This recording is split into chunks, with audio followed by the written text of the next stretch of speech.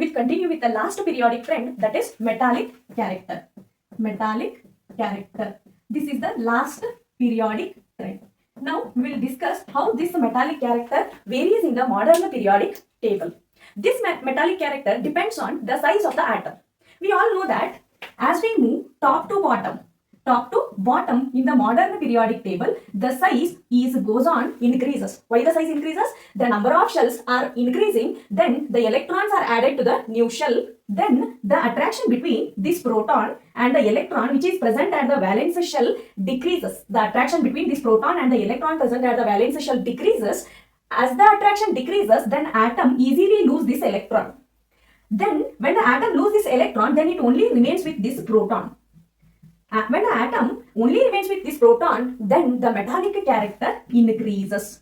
When the atom remains with the proton, then the metallic character increases. See here, as the size increases, then the attraction between the proton which is present at the nucleus and the electron which is present at the valence shell decreases. When the attraction is less, then that atom easily loses that electron which is present at the valence shell.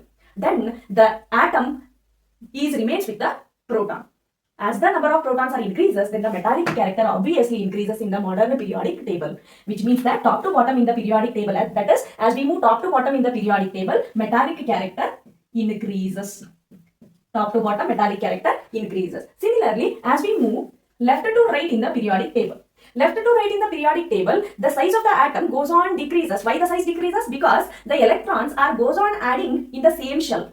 Then the attraction between this proton and the electron which is present at the valence shell is more. When the attraction is more, then this atom don't want to lose this proton. Then this proton is busy by attracting this electron, then the metallic character decreases. Here that is atom easily loses this electron, then it remains with a proton. But here this proton is busy by attracting this electron, then the metallic character decreases. That is, as we move decreases. As we move left to right or across the period, metallic character decreases. Across the period, metallic character decreases. The reason is the size of the atom goes on decreases because the attraction between the proton and the electron is more, then the atom don't want to lose that electron. Therefore, the metallic character decreases across the period in the modern periodic table. This is about the periodic trends of the elements in the modern periodic table, and I mentioned the link in below description of all the periodic trends. Once go through that video and subscribe our channel. In the modern periodic table, we only left with a small topic, that is metalloids, and we'll discuss that metalloids and we finish it this modern periodic table. Metalloids. What is mean by this metalloids? Metalloids, we define these metalloids as metalloids are the elements. These are the elements which behaves both as metals and non-metals. Metals and non-metals. That is, metalloids are the elements which are having the characters of both metals and non-metals. This is the definition of this metalloids. These metalloids are located at the diagonal region of the modern periodic table between metals and non-metals. Diagonal region between metals and non-metals.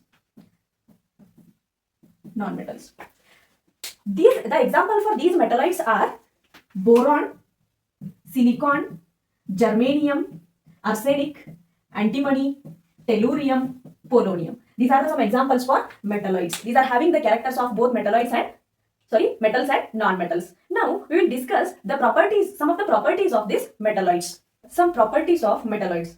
The first property tells that metalloids behaves as metals when they react with non-metals, and also they behave as non-metals when they react with metals. For example, boron, it behaves as a metal when it reacts with fluorine, that is a non-metal, and it behaves as non-metal when it reacts with sodium metal. The second property tells that they are amphoteric oxides. Amphoteric means the oxides which are form both acidic oxides and basic oxides. Amphoteric means both.